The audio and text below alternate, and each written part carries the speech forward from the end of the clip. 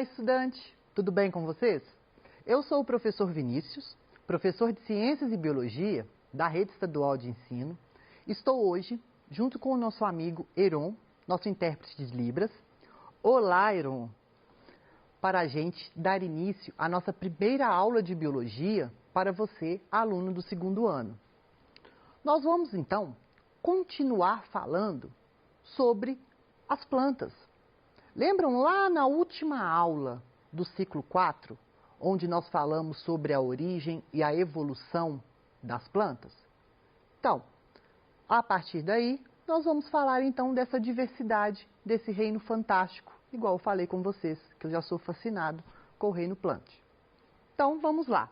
Hoje, vamos falar das plantas avasculares. E vamos então conhecer a diversidade das plantas e observar os órgãos vegetativos e de reprodução dos diferentes grupos de vegetais. Lembram lá na aula onde eu falei que o reino planta ele é dividido em 4 grupos? Vamos lembrando comigo. Briófitas, pteridófitas, gimnospermas, angiospermas. Lembram? Então, hoje nós vamos falar de briófitas, que são as plantas avasculares. Mas o que vão ser isso? Quais vão ser as características gerais? Nós sabemos que as briófitas são plantas, então, que vão ser as primeiras plantas verdes, as que nós assim chamamos, né? As plantas pluricelulares e terrestres, que vão começar a conquistar o ambiente terrestre. Então, elas vão ficar em o seu ambiente de transição entre, então, o ambiente aquático e o ambiente terrestre. Se fôssemos comparar as briófitas a animais, nós poderíamos falar que as briófitas correspondem aos anfíbios. Mas como assim, Vinícius? Anfíbio não vai viver, ele não vai ficar naquela linha de transição lá? Parte da vida na água, parte da vida na terra, conseguem viver, então necessitam de ficar nesses ambientes úmidos. Então, as plantas, como não vão se movimentar, né, elas não vão ficar andando uma hora cá, outra hora lá, elas vão necessitar, então, desse ambiente úmido e sombreado, porque elas vão ficar, então, nessa transição. A transição, então, para o quê? Do ambiente aquático para o ambiente terrestre. Elas são avasculares, lembram? Avasculares são aquelas plantas, então, que não vão possuir tecidos de vascularização. Elas não vão possuir tecidos que vão transportar água e os fotoassimilados, que nós chamamos, ou a seiva elaborada, que são os nutrientes provenientes da fotossíntese. Então, elas vão fazer isso célula a célula, tá? Isso vai o quê? Impedir com que elas tenham um grande porte. Elas não vão possuir tubo polínico, então não vão possuir grão de pólen. Dependem da água para a reprodução, nós vamos ver, porque a água é quem vai carregar, vai transportar o gameta masculino até o gameta feminino, tá? A água, ela vai transportar o gameta, mas a fecundação vai ser uma fecundação interna. Não é fecundação externa, não. Nós vamos ver isso daqui mais para frente. Elas são plantas que nós chamamos de criptógamas. Vamos lembrar dos nomes? Criptógamas, que vão ser o quê? Órgãos sexuais ocultos. Então, nós não conseguimos diferenciar, nós não conseguimos visualizar se vai ser masculina ou feminina, tá? A fase gametófita, tá? Ela vai ser duradoura. Então, quando a gente vê, se a gente sabe que a fase gametófita é duradoura e permanente, eu consigo ver o quê? A maior parte da vida dessa planta vai ser o quê? Gametófita. Então, se eu estou vendo lá essa planta, geralmente eu estou vendo o gametófito, tá? E o esporófito, a fase esporófita, tá? Ela vai ser dependente. Nós vamos ver o porquê disso. Detalhe, por que vai ser dependente? Porque o esporófito não faz fotossíntese. O esporófito vai ser heterótrofo, tá? Não é autótrofo. Quem realiza a fotossíntese vai ser o gametófito, tá? Vinícius, muita informação. Calma, que nós vamos ver aqui detalhadamente. Então, essas são as características gerais das briófitas. Elas podem ser classificadas em alguns grupos, em alguns filos, que vão ser filo briófita, tá? Que vai ser representada pelos musgos, que é o que nós mais conhecemos. O filo anthocerófita vai ser os antóceros, que são esses daqui. E o filo hepatófita, que é o que vai representado pelas hepáticas. Todas essas daqui são briófitas, que são plantas avasculares, tá? Mas a gente é mais comumente conhecida, que a gente conhece, é o musgo. Então, vamos lá. Como que é a estrutura geral? Vamos pegar aqui, então, um musgo, para a gente entender como que vai funcionar. Estrutura geral de um musgo. Eu tenho aqui, então, rizóide. Eles não vão possuir órgãos, tá? Não possuem raiz, nem caule, nem folha. Possuem estruturas de fixação, que são chamadas de rizóide.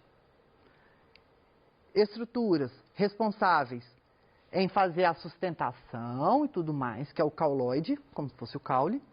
E o filóide, que são como se fossem as folhas, responsáveis em fazer fotossíntese, tá? Então, rizóide, filóide e cauloide não são raiz, caule e folha, tá? Essa parte verdinha que é o que a gente conhece, isso daqui vai ser o que? A fase gametófito. Isso é o gametófito. E o gametófito, ele é haploide, tá? Por isso que eu coloquei aqui N. Então, a maior parte da vida de uma briófita vai ser haploide. Nós vamos ver o porquê. E isso daqui, Vinícius, eu já vi alguns musgos aqui assim com esse negocinho marrom. Então, esse negocinho marrom, que você não vai chamar mais de negocinho marrom, vai ser o quê? O esporófito. Ele vai ser diploide, tá? O esporófito, então, tem essa estruturazinha, que vai ser a seta, a cápsula, e envolvendo a cápsula é o que nós chamamos de calíptra. Só que a calíptra, ela vai ser N, vai ser haploide. Por quê, Vinícius? Porque na hora que o esporófito vai se desenvolver, a primeira que vai se formar como uma forma de proteção vai ser a calíptra. Por isso que ela é N, por isso que ela é haploide, tá? Então, esporófito, diploide, gametófito, haploide. Lembrando sempre, o esporófito, ele é dependente. Por isso que, ó, ele não vai desenvolver fora, ele desenvolve acima aqui do gametófito. Por isso ele é dependente, porque ele não faz fotossíntese. Já no esporófito, vai ser a estrutura responsável em produzir esporos, que vai ser aqui, ó, na cápsula. Se a gente der um zoom aqui, ó, a cápsula, então, quando essa calíptra se rompe e ela vai liberar o quê? Esporos. Sendo que os seus esporos, eles são haploides. Nós vamos ver aqui o que vai acontecer para ele ser haploide. Então, lembrando, gametófito, haploide, rizóide, cauloide, filóide. Esporófito, diploide. Tem a seta e a cápsula, que vão ser diploide, 2 N's, e só a calíptra, tá? Que vai ser haploide. E nele, na cápsula, vai ser desenvolver os esporos, que vão ser liberados no meio. Só que os esporos são haploides. Vamos ver aqui no ciclo de vida para a gente entender como que isso vai funcionar, tá? Mas antes, nós temos que saber o seguinte: os musgos são plantas avasculares dioicas, ou seja, nós temos plantas masculinas e plantas femininas. Como assim, Vinícius? Vamos lá. Quando eu coloco aqui gametângio nas briófitas, o que eu estou falando? Gametângio lembra de gameta. Anjo é o lugar, então significa que gametângio é o local onde vai o quê? Formar os gametas, vai estar relacionadas então aos gametas. Masculino, feminino. O gametângio masculino nós chamamos de anterídeo. Repitam comigo. Anterídeo. Gametângio masculino. Então, o anterídeo é a parte masculina da briófita. E arquegônio. Arquegônio é a parte feminina. Lá na angiosperma, quando você está estudando flor, gineceu e androceu, não é? Gineceu feminino, androceu masculino. Nós, seres humanos, as meninas não vão ao ginecologista? Então, ginecologista feminino. E o homem? O homem também tem um médico, tá, gente? Que é o andrologista. Olha, ó, os nomes. Só que nas briófitas tem um nome diferente. Anterídeo para o masculino. Lembra? Anterídeo, androceu. É an, então é masculino. E arquegônio, que vai ser o feminino. Dentro aqui, então, do anterídeo, eu vou ter os gametas, que vai ser o gameta masculino, que é esse daqui pequenininho, que na outra imagem eu vou mostrar ele maior para vocês, que tem um nome especial.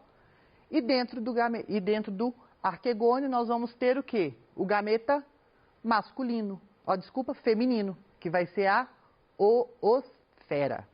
Tá? Não é óvulo, não. Oosfera.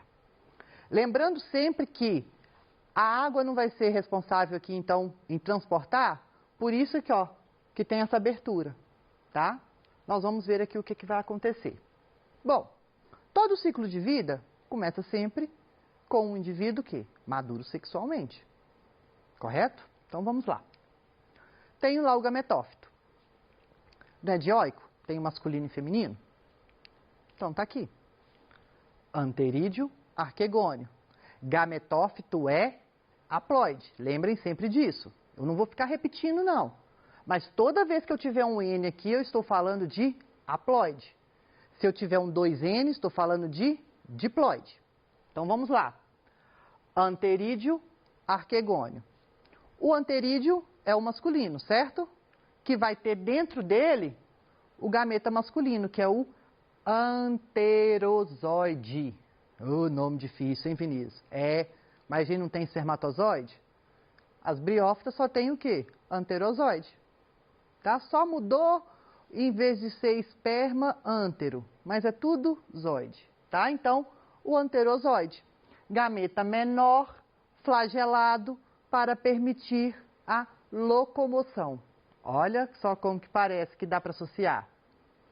E dentro do arquegônio nós vamos ter o quê? A oosfera. Maior, fixa, tá? Vai ficar lá bonitinho esperando para ser fecundada. Como que vai acontecer essa fecundação? A água, então, ela vai o quê? Transportar o anterozoide. Choveu. A água, então, através da água, quando vai passando lá por esses musgos, vai o quê? Carregando os anterozoides até os arquegônios, para que ele, então, possa fecundar a oosfera. Fecundou a oosfera, o que vai acontecer? Nasce um embrião. Formou um embrião, certo? Zigoto, embrião. Como que fecundou célula haploide com célula haploide, o que acontece? Forma uma célula diploide. Então, o meu embrião, ele vai ser o quê? Diploide. Ocorreu a fecundação, embrião desenvolveu.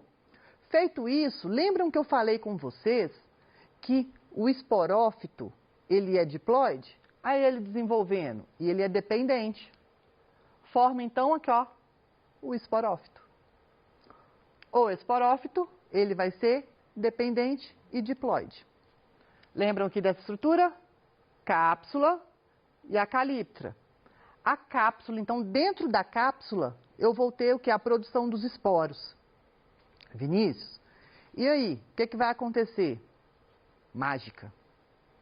Só que essa mágica tem outro nome. Chama-se meiose. Nos esporos, tá? Desculpa. Na cápsula, tá? Na cápsula aqui então do esporófito vai acontecer a meiose espórica, ou seja, dentro aqui, essas células que vão formar os esporos, elas eram diploides e sofreu uma meiose. Por isso que os meus esporos liberados serão o quê? Haploides. Olha que interessante. A parte aqui, ó, do gametófito adulto até a fecundação, beleza, haploide. Depois a fase diploide dela é o quê? O embrião, desenvolvimento do esporófito. Amadureceu, Calíptra saiu e ficou aberta aqui, lançou os esporos já são o quê? Haploides.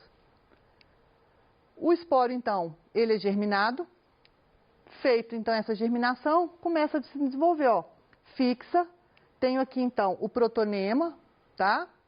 Que vai ser como se fosse uma planta, uma plantinha primitiva não, uma plantinha jovem, bebê, tá? Desenvolveu, vai dar origem ao protonema, onde eu tenho aqui os primeiros rizóides e o broto. Esse broto vai o quê? Surgiu o gametófito. E daí volta o ciclo todo de novo. Se a gente for pegar aqui esse ciclo, olha que interessante. Vamos usar aqui a tecnologia nova. Se a gente for pegar aqui o ciclo, daqui, ó, do gametófito, vamos pegar aqui, até aqui, eu sei que vai ser o quê? Haploide, fase gametófito. E aqui acaba, ó, a fase esporófito. Olha que interessante. Se a gente for pegar isso tudo aqui, ó, vai ser a minha fase o quê? Gametófito. Por isso que eu falo que a fase gametófito vai ser a fase duradoura, a fase haploide. E aqui, olha que tiquinho aqui a fase diploide. Tá vendo por que que a gente fala isso? E as briófitas vão ser o quê? As únicas plantas que vão ter essa fase gametófito duradoura. Então aqui a gente vai comparar a fase gametófito com a fase esporófito, né? Quanto o gametófito vai ser haploide, esporófito diploide, autótrofo, o esporófito é heterótrofo, o gametófito reproduz sexuadamente, o esporófito assexuadamente, o gametófito ele é independente, o esporófito ele é superdependente, gametófito duradouro, esporófito passageiro. Bom, então aqui só lembrando, gametófito e esporófito para a gente não esquecer. Vamos então praticar uma questão? O trecho abaixo é do livro Negrinha, de Monteiro Lobato. Veludo de muro velho é como chama Timóteo a essa mucínea invasora, filha da sombra e da umidade. E é bem isso, porque o musgo foge sempre aos muros secos, vidrentos, esfogueados de sol, para estender devagarinho o seu veludo pronunciador de tapeira sob os muros alquebrados de emboço, já carcomido e todo aberto em fendas. Poético. Então, o musgo citado pelo autor vai representar o quê? O que vai ser o musgo, gente? Nós sabemos que o musgo vai ser o gametófito da planta, certo? Que é a fase mais duradoura, o verde musgo, que está lá, lembra da musiquinha da aula passada? Então, vai ser o gametófito verde, haploide e duradouro. Chegamos ao fim da nossa aula. Espero que vocês tenham acompanhado. E vejo vocês, se tiver alguma dúvida, estarei hoje, então, no Tira Dúvida. Daqui a pouquinho, mande pra gente que eu esclareço. Então, até mais.